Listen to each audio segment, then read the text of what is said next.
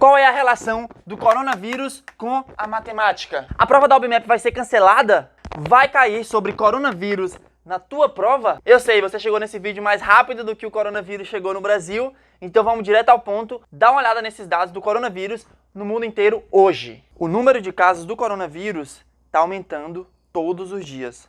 Olha como esse gráfico mostra.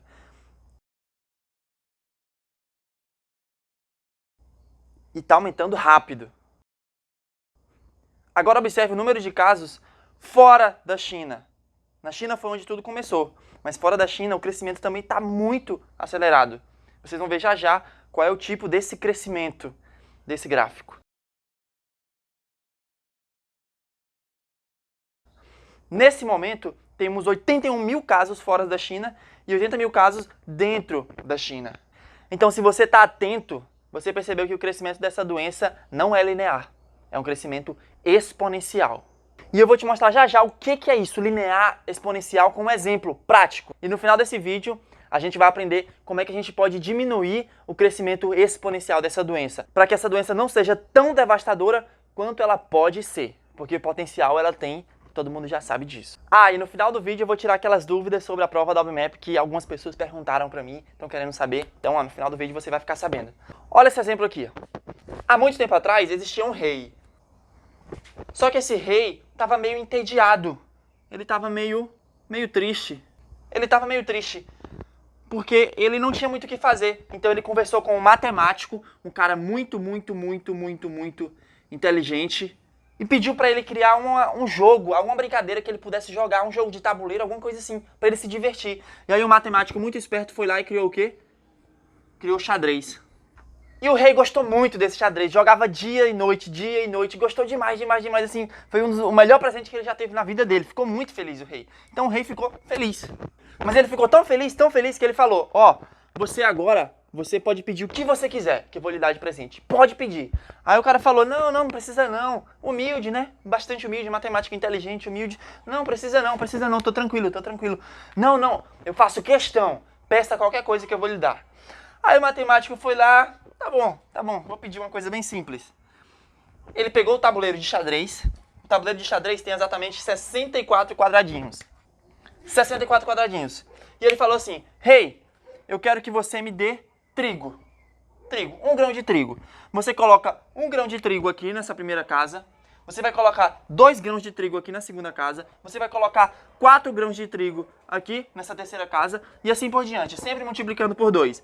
Aqui foi 4, então aqui vão ser 8, aqui vão ser 16, aqui 32, aqui 64, aqui 128, 256 e assim por diante, até chegar na última casinha, e aí você junta todos esses grãos de trigo aqui e me dá de presente. Pode ser assim?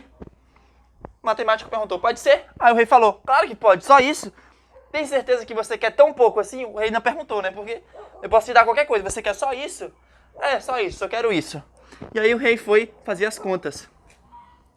E sabe quantos grãos de trigo ele teria que dar para esse matemático? Eu vou te dizer agora.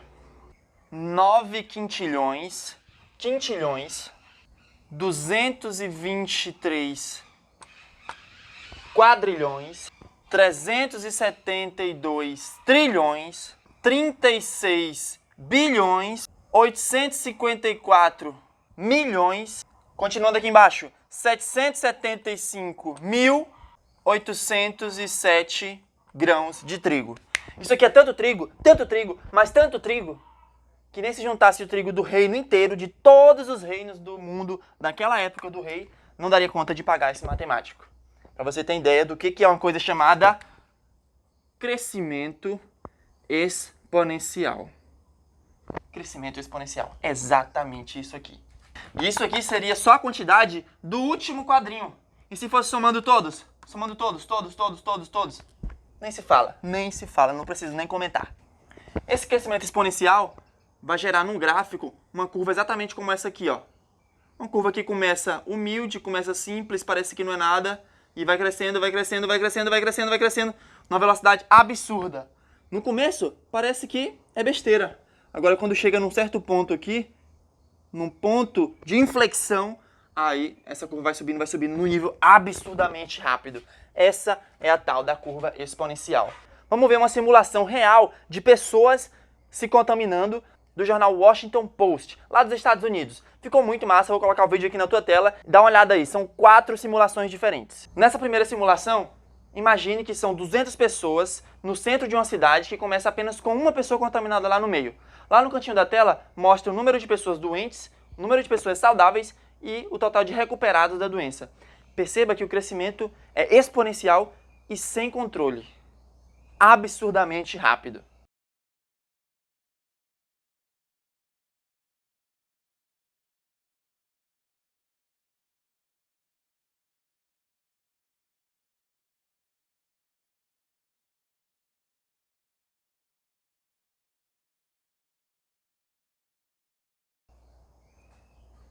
Agora imagine o segundo exemplo, em que essa cidade criou um regime de quarentena para uma certa parte da cidade.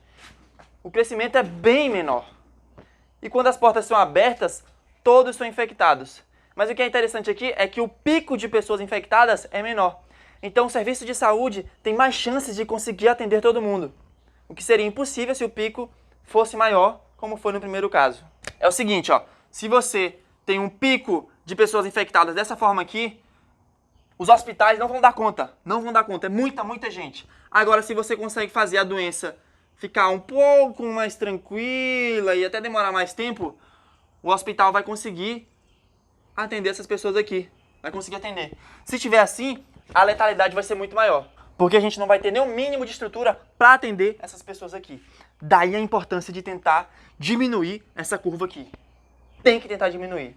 E a gente vai ver já já como é que faz isso. Olha agora essa terceira simulação.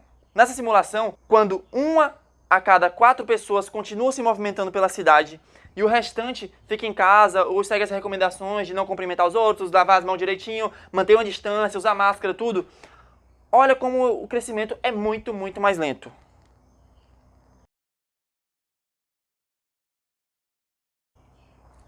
Agora, nessa outra simulação, imagine que 1 a cada 8 pessoas se movimenta normalmente, vai em todo lugar, sem medo, e o restante fica em suas casas, segue as recomendações, faz tudo certinho. O crescimento é mais lento ainda. Então você tem uma noção agora do que a gente pode fazer para diminuir essa curva aqui. Tem que diminuir essa curva. Tem que diminuir essa curva exponencial aqui. E aquela pergunta, lembra que perguntaram se a UPMEP poderia ser adiada? Com certeza, existem chances reais dela ser adiada. E assim, vários concursos já foram adiados, aulas estão sendo suspensas, está tudo sendo paralisado, proibido, nada de aglomeração, porque se deixar chegar nesse ponto aqui, já era, não tem controle mais, acabou. É o que está acontecendo na Itália, é o que aconteceu na China, e eles estão tentando reverter agora. Mas depois que chega nesse ponto, é muito mais difícil. Opa, parou aqui rapidinho só pra falar uma coisa que eu esqueci, que é importantíssima. Se você sentir alguns sintomas de uma gripe comum, que muitas vezes é parecido demais com o coronavírus, não vá ao hospital, não vá. Porque no hospital não tem remédio pro coronavírus, não tem aquele remédiozinho milagroso que vai te dar e você vai ficar bom. Nada, a única coisa que tem lá é febre, remédio pra febre se você tiver febre, remédio pra vômito se você tiver com vômito, remédio pra diarreia, soro na veia se você tiver desidratado e acabou. Agora, se você tiver um sintoma grave, tipo uma falta de ar, aí sim você deve ir. Porque se você não tiver com coronavírus e for lá, e for ao hospital, você vai pegar o coronavírus de alguém. E se você tiver com coronavírus e for sintomas leves, você vai ao hospital e vai passar coronavírus para um monte de gente. Então, pra que você vai ao hospital se tiver sintomas tranquilos, que você pode ficar em casa? Ah, é só uma febre leve. Ah, tô só tossindo. Tô com um pouco de diarreia, beleza. Agora, falta de ar, tô morrendo. Aí não, aí tem que ir, não tem jeito. Mas o hospital aqui é a melhor opção, é a melhor coisa que você pode fazer.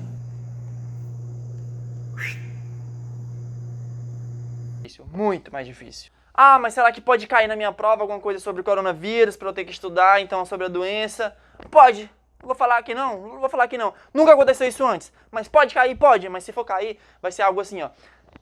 A taxa de crescimento da doença de tantos por cento. Se for feita tal medida, diminui tantos por cento. Então, quanto é que poderia ser a nova taxa de crescimento após essa medida de segurança do país? Então, a pergunta vai ser sobre matemática. Eles não vão te cobrar nada sobre medicina, sobre biologia do vírus. Não. Se você souber matemática, você resolve. É para isso que a Olimpíada de Matemática tá ali. É para saber se você sabe matemática. Acabou. Então lembre-se, vamos tomar cuidado, seguir as recomendações básicas, lavar a mão, manter distância das pessoas, usar máscara, tudo direitinho. E não sou eu que tô falando isso, tá? Ah, Léo, tu tá falando isso, quem é tu, não sei quem sabe de nada. Olha um vídeo de uma autoridade lá dos Estados Unidos falando sobre o coronavírus. Today, start working on not touching your face because one main way viruses spread is when you touch your own mouth, nose, or eyes.